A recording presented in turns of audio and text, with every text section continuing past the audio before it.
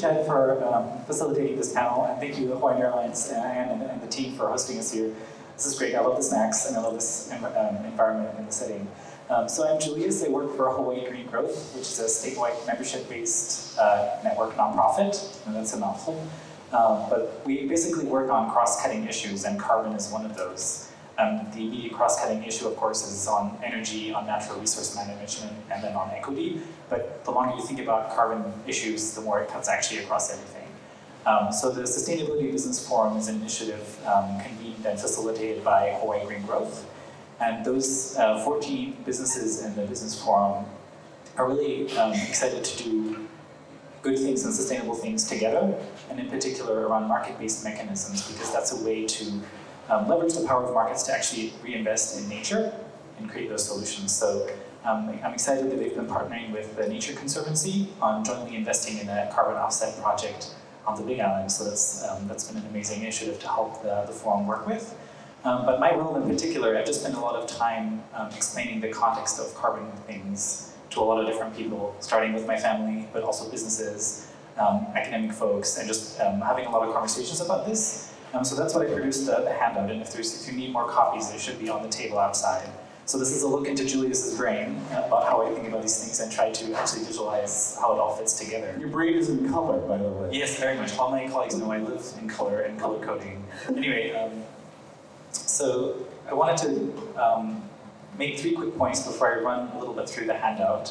One is that I think initially the conversation that we're having today is really about what is our individual responsibility to reduce emissions. And given that sometimes we realize we live in a system, we can only do so much as an individual, so we gotta look at what's happening at the system level and how can we, as an individual, take responsibility to understand carbon concepts that cut across this whole system and figure out what's happening at the legislature, what are these concepts to make sure that both our individual efforts and the system-wide changes in policy incentives are actually aligned. So the 3 points I wanted to make, one is that not every emission, or ton of emissions if you want to divide it up like that, is actually equally cheap or costly to reduce. There's some tons of emissions that are way cheaper to reduce than others. It's kind of like the plastic reducing. It's really easy to reduce straws, which is why I think we've been seeing so much energy around reducing straws. But if you think about the little plastic tube that goes into an IV and is important for medicine, like replacing that with something that's non-plastic might be way more difficult. So we got to start somewhere, and some are more difficult than others, and it's the same with carbon emissions as well. So that's some of what the visual is trying to convey. The second one is that when you talk about carbon pricing, it's not actually trying to figure out the carbon footprint of each individual product or service that you provide. It's actually pricing the carbon at the source. So in Hawaii, more than 90% of our emissions come from the energy sector, so it's looking at how do we regulate that particular sector. So at least when I talk to my friends, they're like, oh, do we need to figure out and calculate exactly how much each product or thing has in terms of carbon footprint? You could do that, but that's not really what carbon pricing is about. So I think that's the second caveat I would want to make. And the third one is just about what an offset even is. So, for example, if you fly from Honolulu to Las Vegas, on average, that your footprint for that ticket would be about 1/3 of a ton of carbon emissions. So you could say, well, my roommate actually just planted a tree last week, so I'm going to say that offsets my flight, right? And it's like, wait a moment, he would have planted that tree anyway. I know because I have roommates and they're planting all kinds of things, but so it's really like maybe my roommate actually intended to plant that tree for his own flight ticket, right? So the idea behind an offset is really that you're making an effort that otherwise would not have happened. So you can plant the tree yourself, and then you're planting this tree because you're making that flight, or because you're making that effort, or you're saying, I'm committing to, for the next month, biking to work instead of taking the bus or the car. So in that instance, it's really easy to know what would have happened because it's yourself making that decision. And the whole concept of carbon offsets is you're incentivizing someone else to reduce the emissions or to have a net carbon sink. And then how do you prove that your money and your contribution has actually had a net effect that would otherwise not have happened? So it's just, again, a basic example. Carbon offsets are not super complicated, but people use a lot of words and jargons around it to make it seem like it's really complicated, but it shouldn't be. So kind of to run through the handout a little bit. At the top here, you see 2 lines, a red one and a black one. So we have we're aiming for zero emissions eventually, but we have interim targets both as the state and as the world to try to reach that point. So Hawaii set a target just last year of achieving negative emissions by 2045. And the UN, through the Paris Agreement, they said we want to receive, they call it a balance of sources and sinks in the second half of the century. So you can tell the UN language is not as ambitious, a little bit bigger, but we are trying to get to zero. And the red line is sort of an annual thing that we're trying to aim for to eventually get to that point. And so there's different strategies, both entities and individuals and our economies and jurisdictions as a whole can take. We can start just reducing, and we'll probably start with the cheapest one. And for things where it's difficult to reduce, we can actually do the green boxes, which is we can incentivize someone else who has the capacity to create carbon sinks and then balance it out that way. And if you're in a cap and trade reduction, you can actually trade allowances with someone who's kind of overachieving the target. And then you can counterbalance that and incentivize people who are able to overachieve the target in a cheaper way than you might. So that's just kind of the rough outline of it. And then in the purple spectrum, you see that actually a lot of the efforts are on a spectrum of being able to do something as an individual, but also being part of the system. So public transportation is one thing, and the electric grid is another thing.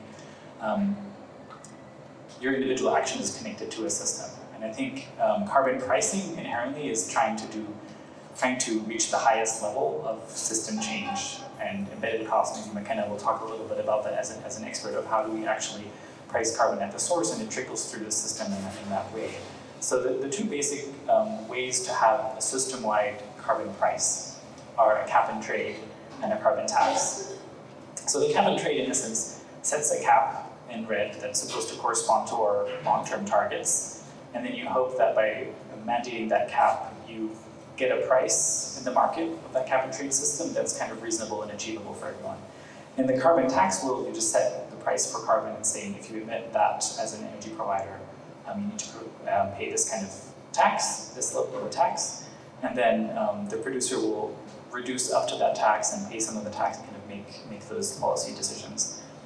So from the perspective of an entity that's faced by a cap and trade system or by a carbon tax, that's kind of the boxes down here, you're looking at a company's carbon emissions and thinking, okay, the first ton to reduce might be quite easy. That's the plastic straw kind of example, right? So maybe some efficiency gains, maybe some tweaks here, some tweaks there, some technologies that are already available, so you'll start reducing from that.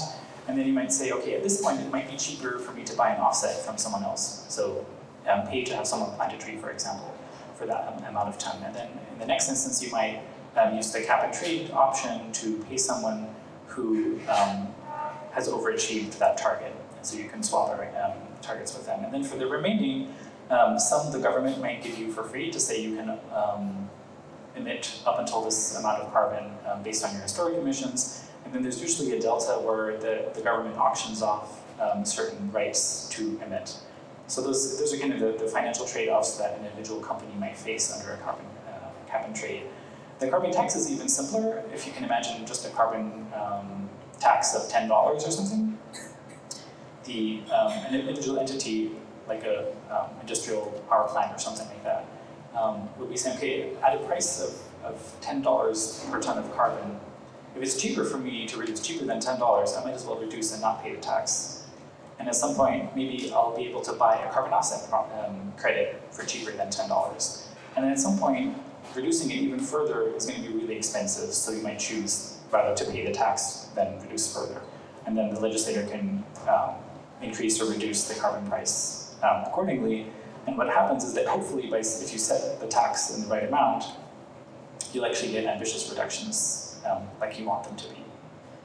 The final thing I would remark on is the offset spectrum. So in the example with my roommate planting trees, we don't need a certifier to come in and issue a carbon offset credit. It's just something that we come to an agreement between ourselves, or I do for myself, like no one needs to certify or be there to verify that as an offset. So there's some things that are quite informal, and then you can, maybe you have a reforestation project, like a philanthropy or a lender has a reforestation project, and you're just measuring what are the co-benefits of doing that. So in Honolulu, we have a goal of planting a lot of urban trees. We could be measuring what's the carbon impact that we're having with that, which is great. And then you can have something like California has, where the revenue from their cap and trade system is actually going into policies and initiatives that are known to reduce carbon in some amount. So they're saying we're going to give X many millions of dollars to these kinds of initiatives, and then afterwards measure the landscape of California, are we reducing or not our emissions at the landscape level. So not each individual ton of carbon will be accounted for, but they will give money and they will measure. That's kind of more on the sort of starting to get into more rigorous landscape. And then at the end you have projects that are actually set up to prove that your dollar that went to that project actually created this amount of carbon. And they will issue a unique code to each ton of carbon credit. And you can enter that in a registry and say, okay, this ton of carbon was produced here, was sold to this person, then sold to that person, and then this end customer is claiming to say, I am now retiring this credit, is what it's called, to say I'm meeting my own targets. So we have a policy, it's a state policy, negative emissions by 2045 here in the state of Hawaii, and yet we import, what is it, 90% of our fuel? Some are skeptical that the state really can meet that goal. That's not all that far away, really. Are we going to make it? That's a tough question. I think there's a lot of great initiatives that should be supported that are aiming to reach that goal, and I think sometimes it's important to have that goal to get everyone focused on something. So maybe the goal alone that was just passed last year, right. And we've seen the legislature pass a bill in conjunction with that to say, okay, let's set up a program to actually figure out how do we do that. And in my mind, so carbon offset projects and carbon offset programs, the program is kind of the farmer's market. You got to set up a farmer's market, and then the carbon offset projects are the individual vendors who are selling stuff. So the state is working to set up the program, to set up the farmer's market. And folks like Sustainability Business Forum and TNC are working to actually have something to sell once that farmer's market is set up. And we're the first state to have come up with that goal, and I believe California Correct. has adopted it as well. Makenna's nodding. Second question, which is actually the third question. Let's say that I decide, okay, I'm going to bike it. I'm going to ride my bike from Hawaii Kai to my office in Kaimuki every day. I'm going to go down Kalanianiole Highway, which is dangerous to begin with. And then I happen to see all these gas-guzzling SUVs zipping by. And I got my helmet on, I'm being safe, but part of me wants to go, well, if they're still going to be riding their SUVs, what's the point of me getting a bike, especially when I might get myself killed along Kalanianiole Highway? You're not smiling. I think the way to answer that is, what is your responsibility? You can't change the world, but we should each be taking the responsibility of climate change seriously and doing what we can. And one way to do it is biking and wearing a helmet, of course. I ride my moped and I always wear a helmet. Please do. Anyway, sidetracked. And the other one is when you're voting and choosing elected officials, make their attitudes around climate change influence your vote. It might not be the only thing that's important to you, and that's fine. But if that counts in your choice of who to vote for, I think that's another Interesting, very interesting. thing. A final question, and it's somewhat in jest, but we are speaking with an airlines carrier here. Let's say that I fly to Vegas once a year. How many trees do I need to plant every year? Is that a realistic way to approach it, or is that just too much of a simplification of the challenge? Flying to Las Vegas once a year, so that's back and forth. So you have 0.6 tons of carbon per year that you're emitting. Depends on how fast the tree grows and what you want it, right? And what kind of species it is. So that's the project level that they'll actually monitor what species are you growing, where is it, how much rain falls, how much is it grown. And they actually, I think it's kind of cool, but I'm a nerd in these things, as you have already found out. The carbon offset projects, there's actually someone going out into the forest with a measuring tape, measuring the diameter of the tree and saying, okay, this has grown this much in this year, and that's the amount of carbon credits we're going to issue. So I don't know if it's like one tree or half a tree or something in that area. But it's measurable, it's real. Yeah, definitely. Okay. Makenna Coffman, let's turn to you to sort of build off of what Julius had to say and your own thoughts. Great. So first, thank you, Hawaiian Airlines and Civil Beat. Really appreciate this venue and this opportunity to have this conversation. Very important to push this dialogue forward. So Julius just said he's a nerd in this, and so am I. So we get to kind of geek out on the topic of carbon pricing together. And I wanted to break down a few of the things that have been sort of posed so far, right? So Chad started with the IPCC statement that economists prefer a carbon tax or a cap and trade as the best way to mitigate greenhouse gas emissions. So why, right? Like, why is that true? And basically, the idea, like, what is that preference? And it's really based on this idea of, economic efficiency, which is sort of the holy grail of economic studies. But what does that really mean, right? So in the carbon world, it really means that it's the lowest money spent for a ton of carbon reduced, right? Compared to any other policy mechanism that's been studied. So compared to mandating it through a renewable portfolio standard, for example, which we have, compared to mandating transportation, different technologies, by putting a price on carbon, you can achieve the same things at a lower dollar per ton. So there are different ways to achieve that same outcome, but it costs us a different amount of money, right? And I think the political challenge of a carbon tax or carbon pricing broadly is that it makes that amount of money very explicit, right? We're talking about $25 a ton, and that's not enough. We know it actually has to get much, much higher than that to start changing behaviors. Versus something like the renewable portfolio standard or transportation mandates and technology, it's hidden. We as the general public don't really see it within the marketplace, but it doesn't mean it's not there, right? So economic studies have shown over and over and over again that this is the lowest cost way to achieve this pathway, to achieve carbon reduction pathways. So I think one of the points I want to make is that the perfect shouldn't be the enemy of the good either, right? That it's been shown over and over for this to be the case. Studies have really point to cap and trades or carbon taxes being preferred mechanisms, but the other mechanisms can be good, right? And I think that this is something that I, as an economist, have struggled with over time, sort of saying, all right, we're not in a first best world anymore. We've had a lot of political trouble getting this passed. Are there second best policies that we can embrace and say, yeah, it's more costly, but it's better than doing nothing? And so there are, right? And we've actually embraced quite a few of those in Hawaii, and I think those are good steps towards doing something.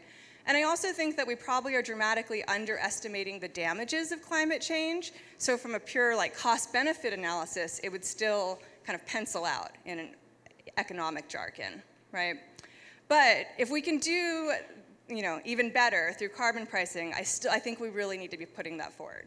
And we need to be having these conversations in order to get that into the Ledge next session, for example, which I know Nathan will touch on. So this is why economists really hold up carbon pricing as the most important thing. And in this sort of new debate around the Green New Deal, and there's been a statement by economists across the country supporting carbon dividends. This was put in the Wall Street Journal a couple of months ago, where economists have now signed on saying we're going to support a cap and dividend, right? Where you basically have a tax and then you return the money on a per-person basis to households. And the logic of that, right, it's getting a little bit in the weeds, but the logic of that is if you return it to people on a per-person basis rather than an energy basis, right, it's that you still get the incentive to reduce your emissions, but on average, low-income households consume fewer carbon emissions than high-income households, so it really does get to what I think is a really important equity point, right? We need to make sure that low-income households are supported in this transition, and if you just tax them, of course that's regressive, right? Of course that hurts low-income people the worst, but by having the dividend mechanism there, you're able to then make them whole, but through a different non-energy related check in the mail, right? So you're not distorting the market in terms of incentives of how you actually behave. So I wanted to transition then to, an argument I hear a lot in Hawaii is, well, we're really small. Does this matter, right? And this is normative, but my answer is yes, it absolutely matters, because on a per-person basis, we're really similar to the rest of the developed world, right? Our per-person emissions are just a tad lower than per-person emissions within the U.S., and it's what are the emissions per person? I'm just curious. Is it measured in tonnage? In tons. Okay. Let's see. I might be getting this a little wrong, but somewhere in the order of 16 to 18, depending on how you're measuring a full inventory versus just carbon. Annually? Annually. Okay. Yeah. whereas the US average is a couple higher than that. So on a per person basis, we're very, very similar, and this is many times over the world average. So I do think we have an obligation, right? This argument that we're very small is really reflective of, we have a relatively small population compared to other places. It's not reflective of our general lifestyle. And so the other thing is I wanted to get to this question of like, do we already have policies, right? I mentioned the renewable portfolio standard.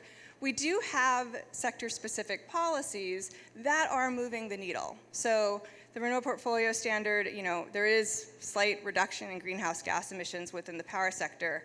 And actually, my research team in collaboration with ICF International a couple months ago released a report with updated inventory numbers for the state, as well as projecting it forward to 2020 and 2025. So that's all available on the State Department of Health website currently.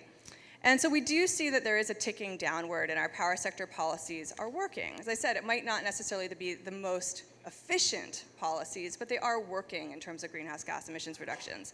I think the challenge right now is that it's not economy-wide, and we don't really have the tools to incent people to change behavior, particularly within transportation, right? Like Chad talked about riding his bike down Klanianoli and that being rather terrifying, right? And I think part of the appeal of carbon pricing is that it also gives people a lot of choice about how they want to respond to this, right? We know that carbon is the problem, or greenhouse gas emissions broadly are the problem. So if we put a price on that, it doesn't necessarily say how people should respond, but that they should respond. So if you're a very good biker, you might do that, right? You might get yourself a bike and you might start doing the Hawaii Kai to downtown commute on your bike, and that's fantastic. But if you're not a confident biker, like Chad or myself... Well, wait a minute now. You're really getting into personal territory here. But you're right. It didn't sound like good you wanted guess, to do that. Good guess. I'm not, right? Like, I would never do that. I'd be terrified. I only bike in the King Street cycle track. Got it covers. So if you don't feel comfortable doing that, it gives you other alternatives, right? It says, okay, here's the price, and so maybe I start taking the bus, right? Maybe I invest in an electric vehicle. So there are different ways to respond to that price signal, but the price signal is sent out broadly and economy-wide, and that's the really important thing. Because right now we don't have those mechanisms for the transportation sector, ground transportation, or aviation. Aviation, I will comment on this because we're in Hawaiian Airlines, right? And this is a global industry. Interestingly, what we found in the inventory work, and this spans from 1990 to 2015, is that from 1990 to 2010, there's a gap. There's not every year is completed, right? So it's 2010 and then 2015. We find that aviation emissions in Hawaii have dramatically decreased, right? It's the fastest decreasing of our greenhouse gas emission sectors, in contrast to ground transportation, which is our fastest increasing. So the carriers are actually taking the lead on this. They are, and then it increased, right? So if you think about 2010 as being sort of a low point with the recession, and then we've had an economic expansion since. From 2010 to 2015, we've increased air transportation emissions, but I think that's a reflection of the overall economy. And the challenge is really to decouple these things from the economy. So aviation emissions related to the Corsia Agreement, which I've heard Anne talk about in the past, and all of the commitments made there in terms of efficiency. Very briefly, what is that? Well, Anne could describe it much better than I, but basically it's a global compact amongst airlines to achieve efficiency goals. Is that correct? Okay. So those things have shown up in the numbers, and we really do see that. But the magnitude, is still something, it's a challenge, and that's the same for all transportation, not just aviation. So by having an economy-wide price, you really sort of put a fair, what are we going to set a target at? And Julius described really well in terms of if the cost is more expensive, you do something else. If the cost is less expensive, if that's less expensive, you do that, right? So it gives you a lot of choice set in terms of your actions. Lastly, I want to get to your question about the carbon neutrality by 2045 goal, right? Can we actually achieve this? And I don't know, I'm trying to, I've been trying to be glass half full about this, but it is really hard. And without aggressive carbon pricing, I don't see how it's possible. If without really putting an explicit price on carbon that moves all markets, I I don't think it's real. I think it's just a nice goal. Okay. So, yeah. I'll tell that to the governor when I see him next. Great. Let me just bring up a couple of questions that came up right away. And Nathan, if you feel like jumping in, that's fine, but they seem more geared to Makenna and Julius. We were just talking about this earlier, and maybe you already answered the question. What are the airlines doing to reduce their carbon footprint? What do they, how do you do that? In layman's terms, how does an airline reduce their carbon footprint? So I think what they have done is a lot of efficiency actions, right? This has been done by airlines in Hawaii and airlines globally. So if you think about just even the fleets that cross over the Pacific over the last decade and a half or so, they've really changed, right? You're no longer in those really big airplanes. You're in much smaller planes. It seems to me that this is for fuel savings. You can think about when you squish next to your neighbor, the greenhouse gas emissions you're saving. So there are, a lot of fuel savings measures that the industry has adopted, but eventually efficiency can't take you all the way, right? And which is, I think, an important point for all transportation. Things like hybrid electric vehicles take us really far, and they're really, really important because they're incredibly cost effective right now, but they're not going to get you down to carbon neutrality by 2045. Okay. Has there been a study on how much carbon would be reduced once rail is operational? And if I understand correctly, the plan, fingers crossed, we'll see, is for the first leg to open by the end of next year, December 2020. I don't know where that would go. I guess it would be Kapolei, East Kapolei to somewhere around here, I think. The stations are already going up here, not to Middle Street or yet. But would the rail reduce carbon emissions? Julius? I think tremendously. I think it'll be a game changer, especially around providing alternative options for people to walk to those stations, start living closer to those stations, and getting around in a different way. And I believe Honolulu actually received a grant from Bloomberg to create a carbon neutral corridor along the rail line. So I'm excited to see how that will actually play out. Right, of course, that seems to the right track. We haven't yet assigned a contractor to get us to Ala Moana, and that would not be until, I believe, 2025, 2026. Keeps getting pushed back. Last question, then I'm going to turn to my colleague Nathan. Name one place where a carbon tax has made any meaningful impact.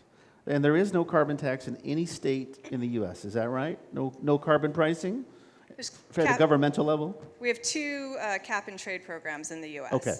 So California has an economy-wide cap and trade program, and here, it has, neither of them are trade. The other one is the Regional Greenhouse Gas Initiative, which is a cooperation of 9 northeastern states.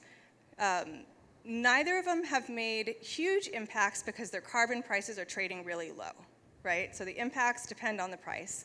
For California, the price is trading around, about $15 a ton-ish. And the reason that people think it's trading so low in California is because they have a lot of sector-specific policies, right? So California has attacked this through a market-based mechanism, as well as an aggressive renewable portfolio standard, as well as a low carbon fuel standard for transportation. And so for some of the sectors, that's going to be more binding than what's happening in the marketplace. Okay. Julius, anything to add to that? Yeah, I think your definition of what a successful implementation is really depends on, because each system is set up in a slightly different way, and what they do with the revenue from the tax is slightly different.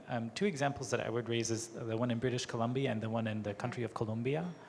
In British Columbia, they've done the tax and dividend, where they actually issue each citizen or each resident of British Columbia a check with the revenue from the carbon tax. And I think that's an incredible success of demonstrating to the people what a revenue neutral thing actually means. And it's inspired carbon conversations. Yeah, it's inspired these conversations around the world that they're actually doing it. Wow. I think Colombia is another place where they've actually, they're spending the tax revenue from that on ecosystem-based projects around the country. And they're also allowing each, I think it's the only jurisdiction that allows you, instead of paying the tax, you can you can tell the government that you have a carbon offset credit. So it's an interesting way, and I think because they're the first, and a lot of different systems, jurisdictions around the world are firsts in different ways, they're really paving the way for that. So I think the fact that these jurisdictions and countries are establishing that and that it's working and that it's demonstrating different values in different ways is really making a huge difference worldwide. So we have 27 carbon tax jurisdictions in the world and 27 cap and trade as well. They're both 27 and more in the making as well, so that's cool. So let's go to the legislature. And Nathan, even though he's covering climate change, he focused a lot on the bills to mitigate climate change this session. And I'm just going to read the headlines, and then I'm going to ask Nathan to explain that the headlines kind of say it all. Here's February 11th. I think it was our lead story. Should Hawaii tax carbon emissions to combat climate change? Nice, optimistic, hopeful. A month later, March 7th, many climate change bills are still alive, including a carbon tax. And then April 11th, just a week or so ago, Hawaii lawmakers have largely dropped the ball on slowing climate change. Tell us about the bills. I think we're talking 2 or 3 in particular, and tell us what the heck happened. Thanks, Chad, and thank you both for breaking down a lot of these, what can be very complex concepts, so it saves me that job. Plus, you guys did it much more eloquently than I would have. So what I saw this session, which opened in January, wraps up next week, were 3 kind of main proposals. One was a study, one was the dividend kind of proposal we saw, and one was where they collect all the revenue, basically, and put it into different buckets. So on that front, the dividend one, which was introduced by Representatives Chris Lee and Amy Peruso, I want to say, died without a hearing. And both have taken, Amy's new, but Chris has been around a long time. Yep. Chris instrumental in the 2045 sustainability goal, correct? Yep, okay. Yep. Longtime energy player at the legislature for sure. So no movement there. Was referred to committee. Committee chose to not hear it. The other one was Senator Carl Rhodes and some others. That was an interesting one at best, but moved the conversation forward, to steal your phrase from earlier. It cleared the whole Senate unanimously. There were, I would call it tepid support. A couple groups maybe more enthusiastic than others. Not a whole lot of overwhelming criticism though either. But there were concerns over it, for instance, getting rid of the gas tax, which is I think state gas tax is maybe 16 cents and replacing it with a 5 cents. So you had groups like the Department of Transportation saying, hey, that's going to shortchange us about $50 million, and I'm not really understanding exactly where you're going to make that up or how we're going to do it. But it continued to still move forward. Like I said, it cleared the whole Senate, crossed over to the House, but never received a hearing. So that was the end of that one. The study, which Representative Lowen introduced and others, had a random path, cleared the House, cleared the Senate, or almost cleared the Senate, then died. The Senate revived it, threw it into another climate-related bill, and it's alive and well right now, attached to another, it's I think a shoreline project for southern Oahu that's very much climate-related, but it's tacked onto that, and we'll have a decision, I think, in the next week or 2, if that one makes it. So reading through a lot of the testimony, a lot of folks will hear study and think, okay, the legislature is using one of its usual tools to just delay an issue. But there's a kind of a asterisk on this one because a lot of folks said, hey, maybe we do need to slow down and actually figure out what this is, what it's not, what are the ramifications, will there be equity as well as effectiveness? The counter I heard to that was, the clock is ticking. We have less time than we even expected.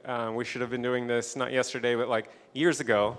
And so let's get something on the books now, even if it's not perfect. You know, Senator Rhodes was like, even if this isn't the perfect carbon tax bill, let's go ahead and pass it. We can fix it as we go. There's nothing to stop us next year and the following years from fixing it and tweaking it and keep moving forward. Okay, so the plan is to study.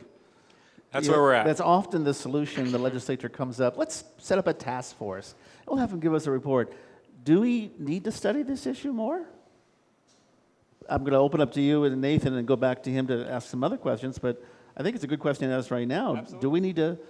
Do we really need to study this more? My perspective is yes and no, right? So in the sense that it's at the levels of which it was being proposed, right, which in Senator Rhodes's bill was, I think, $6 a ton. In Peruso's bill that never got a hearing was $20-some a ton. So at those levels, we're talking about reasonably low sort of taxes that work its way through the system, right? The state tax commission last year had issued a report from their consultant saying that a carbon tax was potentially the most important sort of new revenue source for the state, and a $25 per ton tax could generate $300-some million in revenue. So that's a big chunk of money in terms of the revenue. What's most important in my mind is setting that relative price and that price signal forward within the energy markets. And then what we use the revenue for, I think that's where the study could be really valuable, right? Because that's where we have maybe disagreement about, should this be revenue neutral and be a dividend? And is that, how does that affect and how does that help low-income households? Or should we be using this revenue for resiliency, adapting to sea level rise, for example? Or is there some split share that, we can do both? Okay. Julius, did you want to jump in? Yes and no on the study? Yeah, I think it's Makenna's point, what you actually do with the revenue and how you address the equity issues, how you address loopholes and exceptions. That's kind of a political call to make, and I think that's where we need to get it right from the beginning. I would also add that every year that we don't pass carbon pricing is a year lost, and we don't have that many years left to make a difference. So that's kind of, I think, the trade-off that I would see there. How many years do we have left to make a difference? 10. 10. I saw Sorry. 11, now it's down to 10. So, Nathan, back to you. There were other bills, not necessarily related to carbon pricing, but to mitigating climate change. How did they do, very briefly? I believe there was a protest yesterday at the Capitol, Sierra Club, Surfrider Foundation. What happened to those other bills? They all died. They all died. They're not all, but maybe all but a couple. There's a couple that would do some minor tweaks and stuff that would definitely move things in the right direction on the environmental front. But anything of any great consequence died for one reason or another, whether it's support or just lack of hearing. But yeah, you're right. At the corner of the Capitol lawn, there was a protest, a mock funeral of sorts with tombstones laid out with all the bill numbers that had died. I did a previous story that kind of laid out what ones still kind of mattered and what ones don't. Got it, mock tombstones. You've led Civil Beat in an effort to reduce our own carbon footprint. I wonder if you might talk about that a little bit. Sure. So we bought a van as part of our climate change. So that's not a good thing, buying a van, right? And so my first thought was, wow, that's a lot of carbon. By the way, you'll see the van right outside. It's right there. As soon as you go exit the doors, you can't miss it. It's orange, Civil Beat, but that's our van. But that's Right. not the good. That's a good thing because it gets Civil Beat out there. It's a fantastic thing, and it's a useful tool for us. We're often carting a lot of stuff around. We need it. Takes us into communities. Brings all of our camera gear and all of our equipment and other people. It brings experts that I've gone riding around with to do stories. So that's great. So the question was, what are we going to do about it? So I worked with Camila Mora, who's a climate scientist over at UH, and we went to the west side and planted 100 trees. So are we good now? Are we clear? For life, we're set. We're done. Admit away. No, they're not done. What kind of trees were they? They were all native Hawaiian trees, a mixture of species. Okay, very good. To you, Mr. Government Reporter, or formerly, I guess that's me, is Hawaii government doing enough to incentivize residents and businesses to reduce their carbon footprint? What have been the biggest accomplishments and shortcomings? And it can be anybody that wants to jump in here, but this is specific on governments trying to give residents and businesses a little, reason to do this. Short answer, no. But I do think the goals were a helpful starting point. The 2045 goals, the carbon neutrality, the 2045 goals to make our electricity sector completely renewable. But I haven't seen much movement in terms of the ground sector, which is the third, aviation, marine sector. And that's 2/3 collectively outside of the electricity. So. Okay. I think I almost want to say yes. Recognizing the limited role that government has, I think the elected officials in Hawaii gave us as residents a vision of where we need to go. And that's incredible. setting really ambitious targets, and that's what the rest of the world is looking at Hawaii being like, wait, what? The rest of the country, California, recognizes Hawaii's leadership as inspiration for what they're doing. And that's something that governments can do. They can give us a vision of, okay, here's where we need to go. And I think the other thing that I want to mention is the Aloha Plus dashboard. Actually, I'm glad you brought that up. Explain what that is. So that it lives on the state.gov website, and it was the product of 2 to 3 years of stakeholder convenings throughout the state that Hawaii Green Growth helped facilitate. And it really it tracks progress on the energy goal, on the climate goal, on Paris goals, sort of on food, on natural resources. A tracking or a benchmark or... Right. It says it actually pools together all the different data sets from health, from transportation, tree planting, anything I you actually can imagine. photocopied it. Sorry to interrupt, but here's an example of something they measure, the Aloha Plus Challenge dashboard. Average fuel use per person annually, greenhouse gas emissions, total energy use, and it's a local food production, and the figures are adjusted accordingly, and it's interactive, it's live basically. So yeah, so if the government gives us a vision and it gives us the transparency to say, this is where we're at, we need help, I almost want to ask Nathan, the legislators at the Capitol, they're just people, and they're trying to figure out this topic as well. How can we, as businesses, as individuals, actually help them understand it, understand how important it is to us, show them as academics, this is what, the economists in the world are saying. They need our help to actually know what they should be passing in terms of laws and in terms of resolutions or studies and all that. So I think, given that our government in Hawaii has given us a vision and transparency to track, that's incredible, and that's not happening in many places around the world. more questions from the audience. How do we achieve zero carbon emissions? That's the goal, the vision for 2045. How much is it going to cost?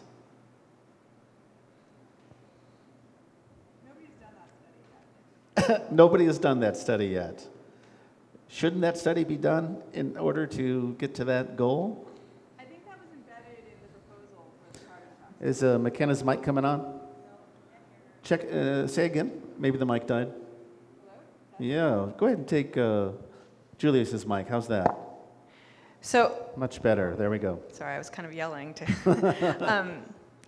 to understand the 2045 goals. That was really embedded in the proposal that Representative Lowen put forward in the carbon tax study, right? It was, what would you need to set the tax rate in order to meet the state's policy targets? So that would partially answer the question of how much it's going to cost, not entirely. Okay, got it. I would just add that it'll cost a lot more the longer we wait. The longer we wait. Is a carbon credit the same as a carbon tax credit? Anyone? Open. No. Right, so generally, when you think about it, I don't know, maybe this is just semantics, but a tax credit is something where you can sort of count it against your income tax reconciliation at the end of the year. So that's quite different than a carbon credit or a carbon tax. The tax credit, you would have to have income tax liability. Okay. I'm going to raise this next question. Oh, go ahead, Julius, please. One thing I would point to, so on the back side of the handout, there's a glossary, and I think a lot of people use the term carbon credit very loosely to refer to a lot of different things. So what Makenna said was absolutely right, and you can refer to that more definition to look at it more closer. Maybe this is in recognition of my good friend Rick Kamada, who happens to be here today. He's got a program on KHVH, and his audience in particular is concerned about the cost of living in Hawaii and the taxing situation. We pay a lot in taxes. Businesses in particular complain. We have a prepaid health care to provide and so forth. And there is an argument that, how can you make this not more expensive for business? Because the counter argument is, if you make it more expensive for us, we're going to have to charge people more, we're going to have to lay people off. How do you counter that argument to make people see that there's an economic incentive in there? Or is this just something where we're all going to have to pay more taxes in order to save the environment? That's a very crude way of putting it, but Makenna and then maybe Julius? What would you say to business to convince them to get involved? I think for me, what I always start with, well, what is your baseline, right? What is your assumption about status quo in the future? It's if you're totally fine with coal, electricity, and lots of storms and human toll and damage, then we can make our energy extremely cheap, right? But if that's not what you want, if that's not what the future that you want, it's not the future I want, then we need to reduce our emissions, right? We can't be using coal-fired electricity. We need to retire our coal plant on this island. We need to engage in global conversations so that coal isn't the fastest source of energy growth in China, right? And so if the baseline is we want to do something about it, then it's how do we do it most cost effectively. Anyone else? 2 points on that. I think, so you're asking how do you convince businesses to get involved? I think this forum that we're having right now is proof that businesses want to get involved. Hawaiian Airlines is hosting this and the Sustainability Business Forum. We've been having a lot of conversations with those folks that they want to become part of the solution and part of the carbon pricing conversation.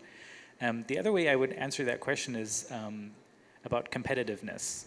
So how do you actually recognize that businesses are in competition with each other, different sectors are in competition with each other, and if you start charging one sector but not the other, that's when you create problems about industry not being able to make a profit and not being able to survive. Okay. So if you find a way to actually tax everyone fairly and recognizing that Hawaii as a place might be in competition with other places as well, I think that's the sweet spot where we want to be in, to create a carbon policy at the legislature that is actually fair to different competitors and actually maybe provides the fair competition between coal and renewable energies, right? Because if we're actually subsidizing fossil fuels right now heavily, maybe we need to get rid of those subsidies as well as pricing.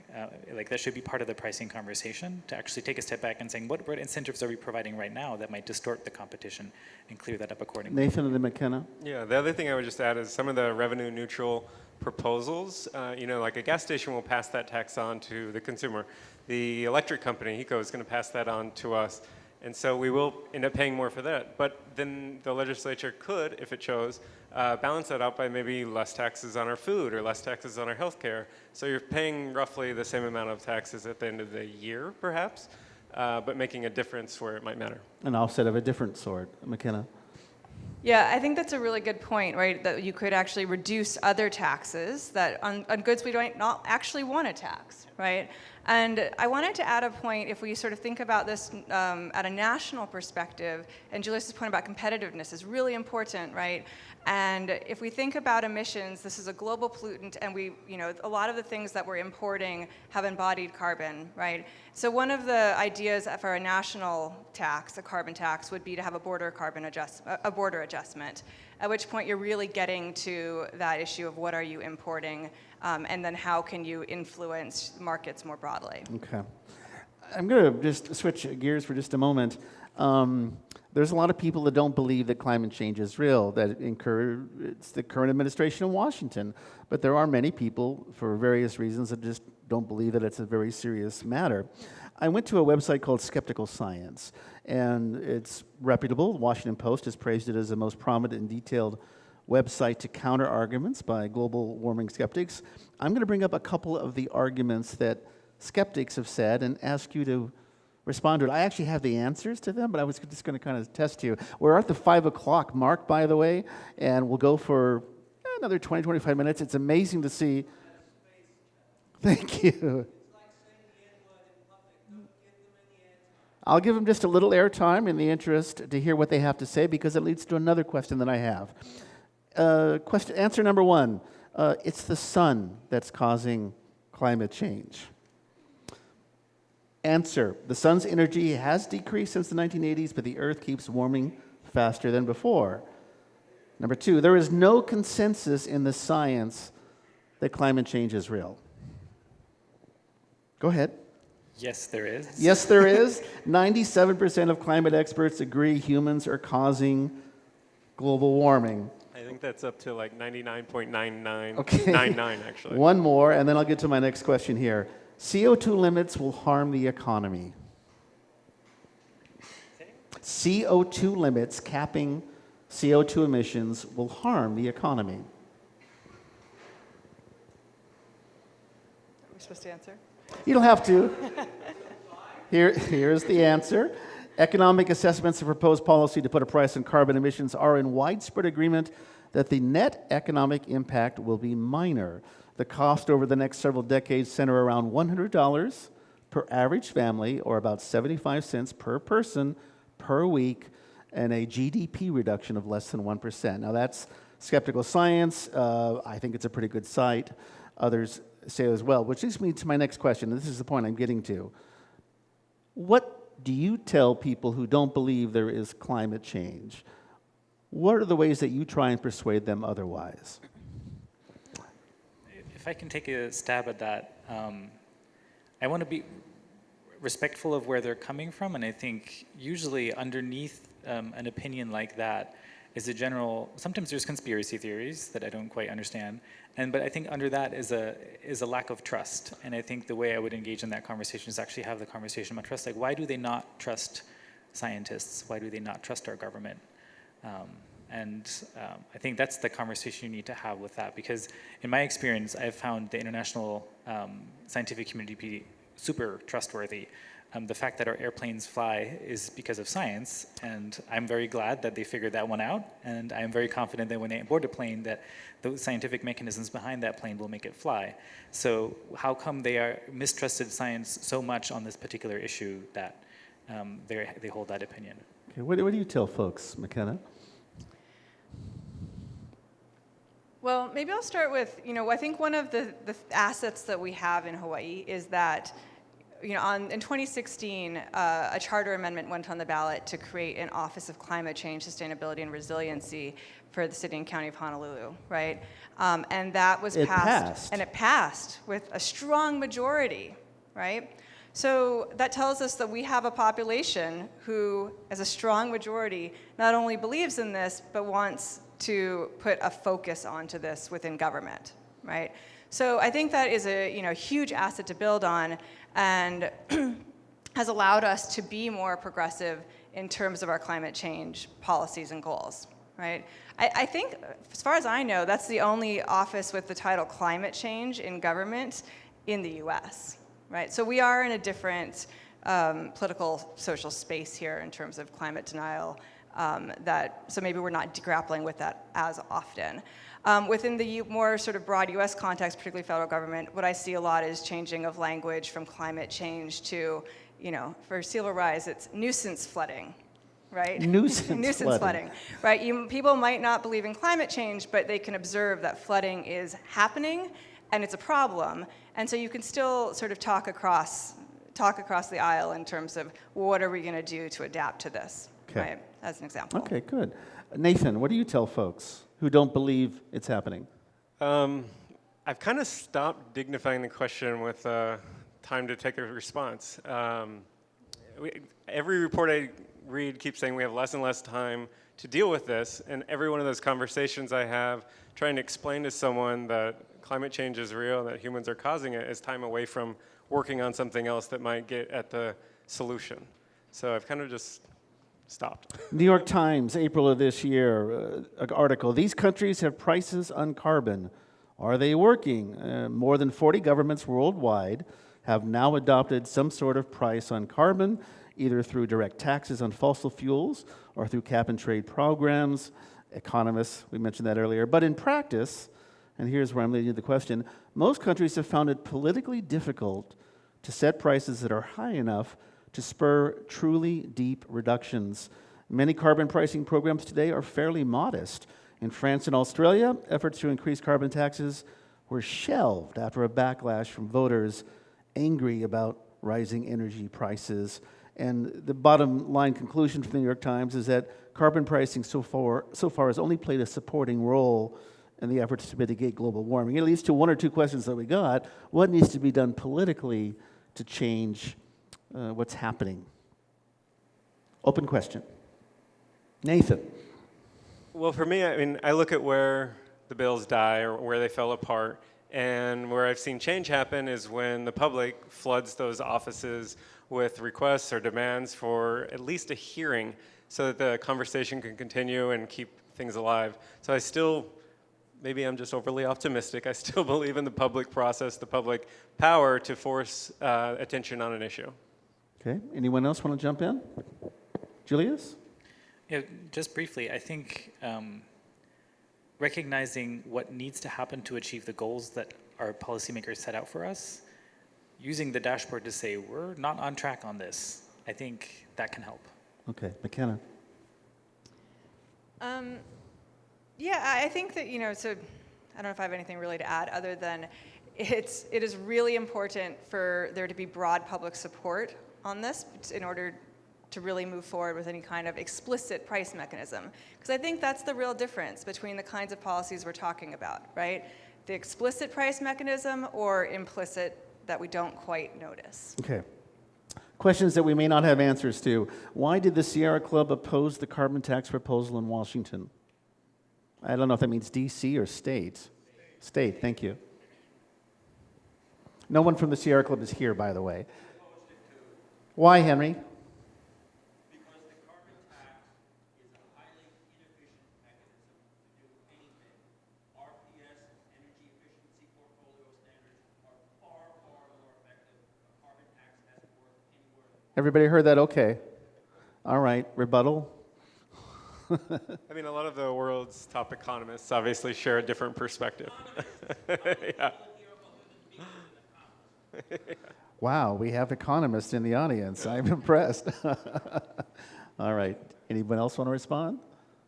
They don't work, is the suggestion. Well, the argument. No, I think Henry has a point, right? They haven't been put in place to work. And that's a political problem to your question, right? And the things that have been put in place to work are things like the RPS and energy efficiency standards and transportation standards. And as I said when I opened, I think for me, you're talking about the difference of, you're talking about first best, second best mechanisms, and yeah, one might not be as totally efficient, but is it still good? And I would agree that it is still good, and it's probably totally pencils out in a cost-benefit analysis in most instances, right? Yeah. Julius? I think looking at both cap and trade and tax, so for the tax, you set a tax and you hope that it actually is high enough to reduce things. And with the cap, you set a cap and then you look what the price is and you hope that it's not too high. And we've had a couple of jurisdictions in the world, and the European Union was one of them who set up a cap and trade system. And they had all these exemptions in there. And they, for some reason, set the cap not very ambitiously. And then the price actually dropped below $1 per ton of carbon. And everyone was like, this is way too low. So it kind of revealed that in implementing that, they were not ambitious enough. And I think that's kind of where we've been transitioning to a more ambitious space in the last couple of years with all these jurisdictions around the world. But I think the first step to even establish these things as pilots and then revealing that, well, we should have been a lot more ambitious, now is the time to actually step up again. I said earlier that we have 10 years to kind of turn it around in terms of shifting our base assumptions and our base, the way our economy works. Because if we're trying to achieve the necessary emission transition by 2050, the way just economies are slow to transition, we have a 10-year window to actually make the right policy changes so that when they take effect, they turn us around in time. Okay. A slightly different take. How will the planned deep sea mining in the Pacific, and we've actually reported on this for minerals, it's not my area of strength, but that's actively being done. How will it affect the ocean's ability to process carbon dioxide? Interesting question. Nathan, I know you study the ocean in particular. No idea. No idea, an honest answer. You can say no idea, Makenna. Okay, idea. Sorry about that. There's a follow-up. Oh, wait a minute. Julius has an answer. I'll jump in a little bit, just because oceans are really awesome, and I came across that in my more environmental science background, that there's these deep ocean currents that actually pull down a lot of CO2, and they take about 100 years to surface again as they come around in the globe. So there's all kinds of interesting things happening in the deep ocean. It's been proposed as a location for sequestering carbon emissions, just because carbon at that pressure turns into jelly. Kind of a jelly-like substance and actually stays in the bottom, but all that stuff really, my humble opinion is you shouldn't mess with the deep ocean that you really don't understand. And there's so many more easier things that we can do in terms of sequestering carbons of forest-based or efficiency things that we should be doing rather than looking at that. Nathan. I mean, for sequestering carbon too, if we're talking in the ocean, corals are something that I've read a lot about, where the more corals we can plant/keep alive and prevent from bleaching, the more we'll sequester. Another question somewhat related. Which organization in the state or organizations are focused on the effects of Waikiki eventually going underwater? And as many of you know, there's a issue with the Alawai flood mitigation proposal. I'm not going to get into that necessarily today, but the estimates are that 100 1 in 100-year flood could happen. I'm not sure this has much to do with carbon pricing per se. Anyone care to answer the question? Who is focused on this? Oh, Makenna. Sure. The Sea Grant program at the University of Hawaii is very focused on coastal management broadly, and specifically in Waikiki. Dolan Eversole is with Sea Grant, but also the Waikiki Beach Manager. He works very closely with the Waikiki Business Improvement District and others. So there's a lot of emphasis and faculty at UH working in Waikiki. Okay. I think 3 plugs that I would make. One, actually, Makenna's too humble to do it, but she chairs the city's climate change commission, and that commission has been looking at those topics in depth, actually. The other one is the Josh Stambro's Office of Climate Change, Sustainability, and Resiliency. They are just about to release a resilience strategy for how the island as a whole should adapt, and they've been looking really closely at that particular issue. And the third one, which is the other hat that I wear at Hawaii Green Growth, is the Alawai Watershed Collaboration, which is a group of more than 60 different stakeholders who look at actually the whole watershed. And the particular topic about sea level inundation of Waikiki has been a major topic of those conversations as well. So there's lots of folks talking about that issue. I don't think we have good answers yet. No, but you you did identify organizations that are involved. Just a plug for Civil Beat, we do have several stories running in the next couple of days about the Alawai flood mitigation and the concerns in particular in Makiki and Palolo and Manoa about what that will involve. Question. Myself and 2 other grad students at the University of Hawaii Manoa have developed an incentive system where we can generate revenue on waste energy produced by community solar and infrastructure investments. Boy, what a long question. Look at this. From the power company over and above what is needed. Very good, UH students.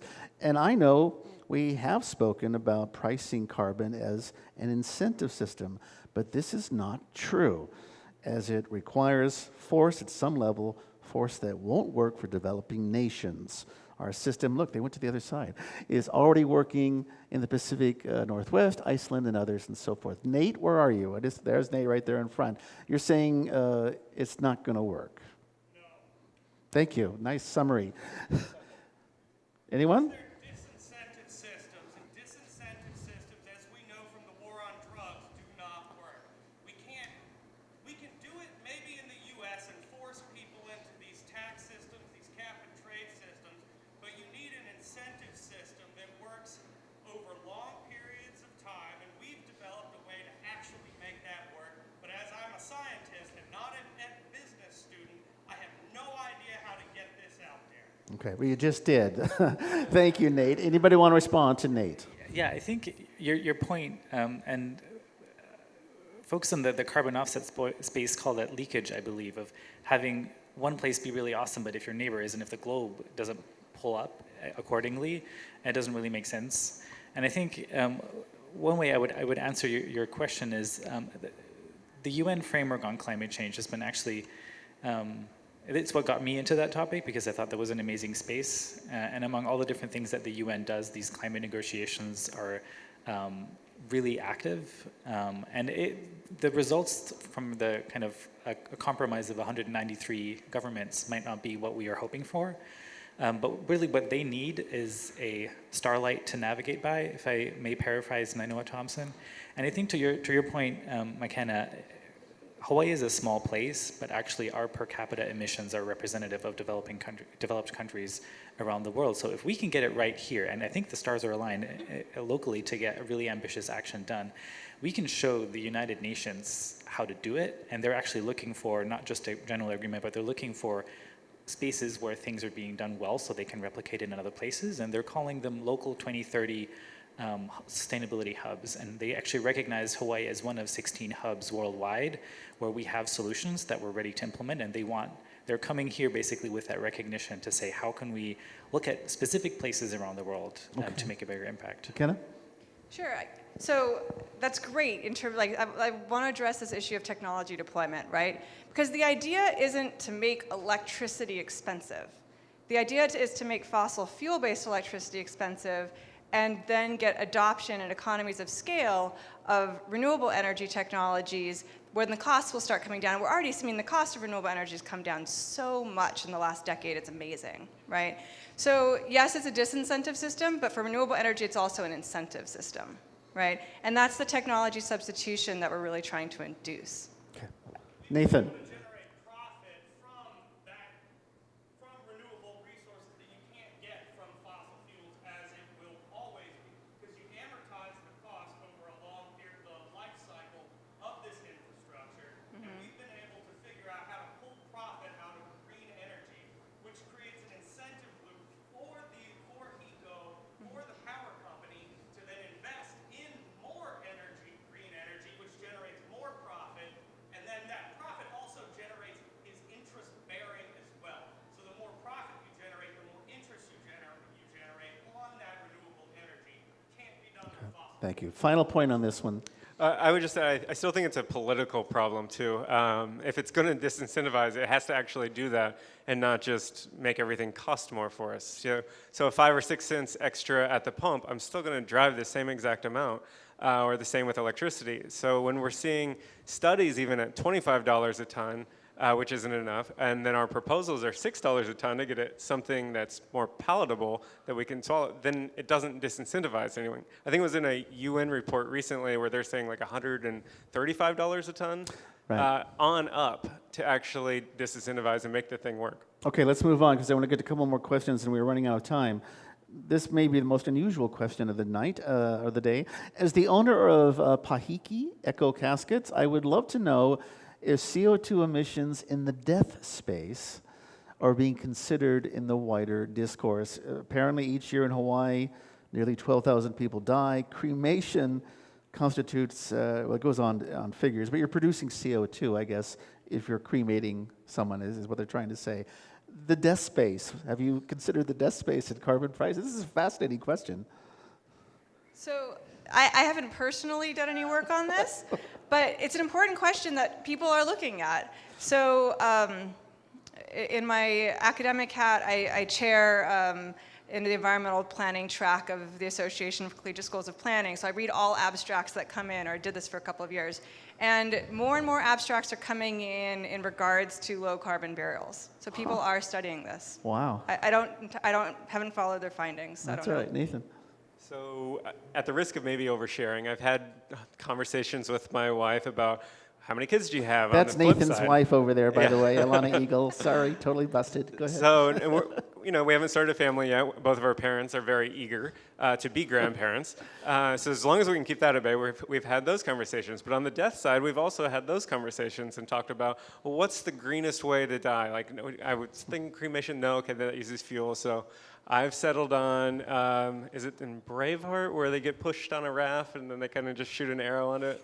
That's my solution for now to lower Game my of Thrones, carbon. I think it was. Yeah. So, okay. I have a big family, and we all need to get around, get to places by car, school, work, daycare. How do I and we reduce our carbon footprint? Good question. Good answer? You got to go to all these places.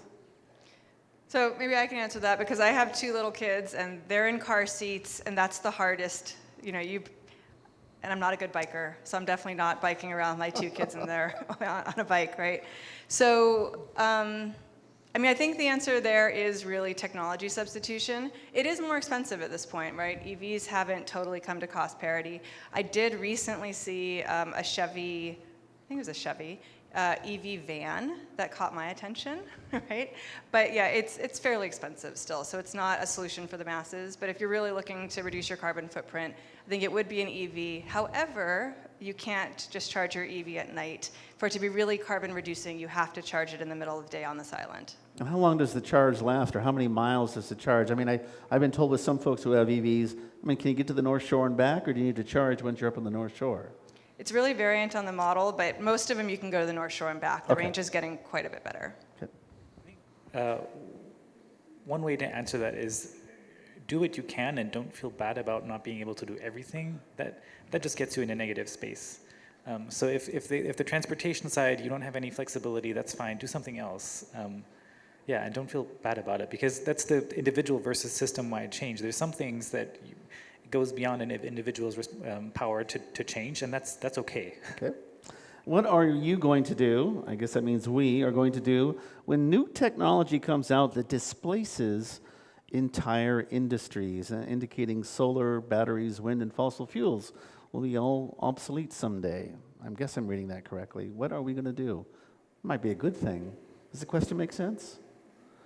Do we have an answer? Be innovative, I think. And this is just me coming out of, last weekend was an Island of Innovation right. summit that was really looking at how do we think kind of 3 stages ahead about what our economy is based on now and how we can start sowing the seeds of an innovation economy for Hawaii. And I think that's really exciting. In terms of, I think this question gets at kind of how do we transform the workforce and education, and like if one industry goes down and the other goes up, how do we make the social transition of that easy? And that's a really big question. It is a societal shift that's involved here. Okay, go ahead. Oh, maybe I'll just answer from the perspective of a university, right? As an academic institution, as educators, we're always trying to retailer and retool our degree programs and our training programs to help people think ahead of how to deal with those transitions, right? So. And of course, you're speaking from UH Manoa, which is just about the worst commuter campus there is. Terrible for parking. The rail's not even going to go there. Maybe someday, we'll see. Yeah. So, Nathan, anything else? Okay, great. A couple more here, and then I got to make a few wrap-up remarks. How much of sustainability is rhetoric? For example, LEED certification, someone can tell us what LEED certification is, gets you points by doing things like putting bike racks outside a building. Doesn't matter when you sit, doesn't matter where you sit on an airplane to determine carbon offset.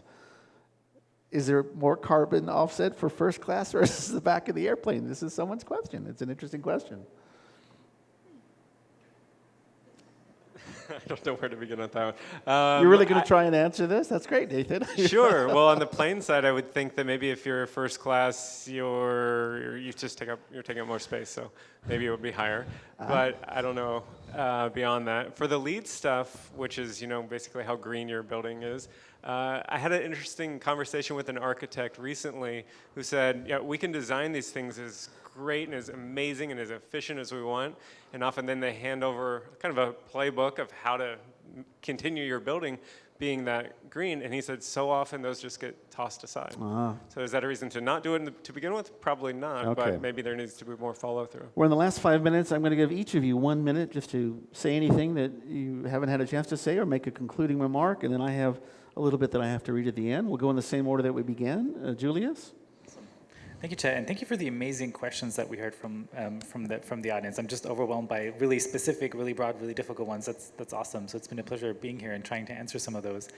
I think I would make 3 just very general points. One is around just individual responsibility, and I think that's what I come back to when I get overwhelmed with the globe, right? Because this is a global issue.